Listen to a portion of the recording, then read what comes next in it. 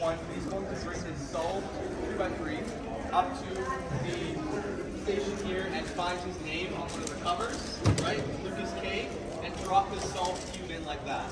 And then it's going to go to the scramble station back there, and they're going to scramble it. Everyone gets the same scramble, so it's all fair. And then a runner will grab the scrambled cube and bring it. Are we doing this runner to separate? Okay, a runner will bring it to a judge here.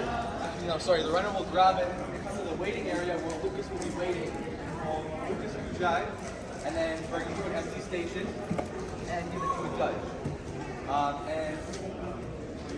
The judge's responsibility is just to make sure that Lucas is following all the rules and just make sure that the solve goes smoothly. So you guys are required to judge just as much as you compete. If you look on your name tag, it will show. So there's the under comp are the groups that you're competing in. Under run are the groups that you're running in, and then judging is the groups that you're judging in. You might not be running or judging at all. You might be running and judging the whole time. So make sure you go up for whatever group you're in, if it's running or judging or competing. So Kabir is judging. So he is going to ask Lucas if he's ready, and whenever Lucas is ready, Kabir will take off the cover for him and start the timer. Let me know when you're ready. And like I said in the video, he has 15 seconds. He can use all 15 seconds. He can use 2 seconds of it. He can start whenever he's ready. 8 seconds. The judge has to warn at 8 and 12 seconds. So you have to say out loud 8 seconds, 12 seconds. If they go over 15 seconds or 17 seconds and you don't know what to do, then let someone know.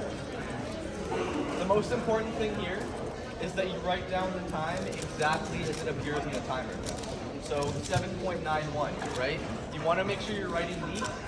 We need to tell the difference between 1s and 7s, the difference between 8s and 3s, right? If you can't tell what a number is, they're going to put it in as the worst one, right? So make sure you're writing neatly. And then Kabir is going to sign that he wrote down the right time, and then it's going to go over to Lucas. He's also going to make sure the time is written down correctly and sign it. What if you don't have a signature? Just do your initials. You can just do your initials as well. Also, make sure that you don't touch the cube. Guys, make sure you're listening. This is important, okay?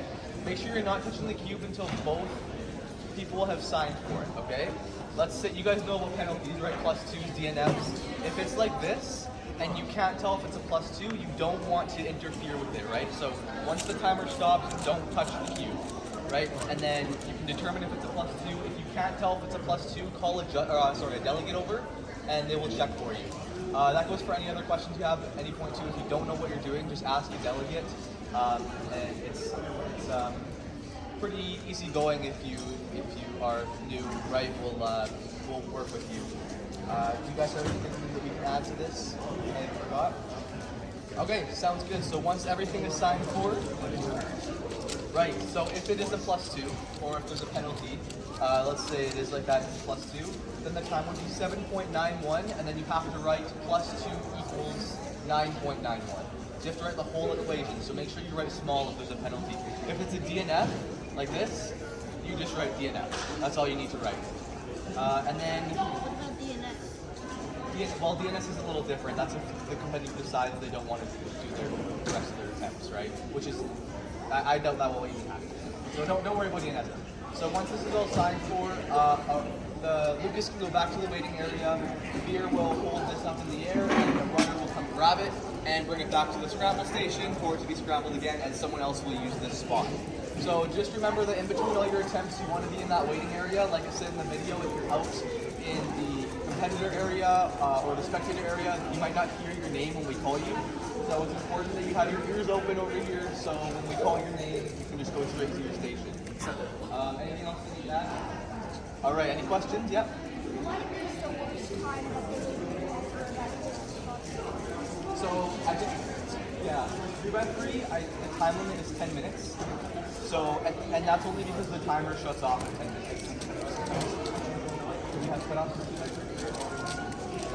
Yeah, so for 3x3 there's no cutoff, so as long as you're under 10 minutes, you can do all 5 of your solves and you're good.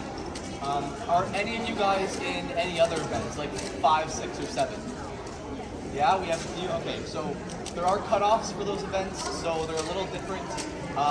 For 5x5, you have you have 2 attempts to get under a minute 45, and then for 6 and 7, you have 1 attempt to get under that cutoff.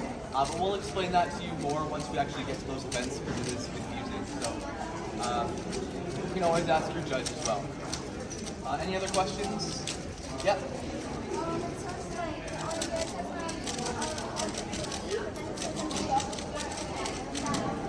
So you said you're comp 3. So when we call it, is that for 3x3?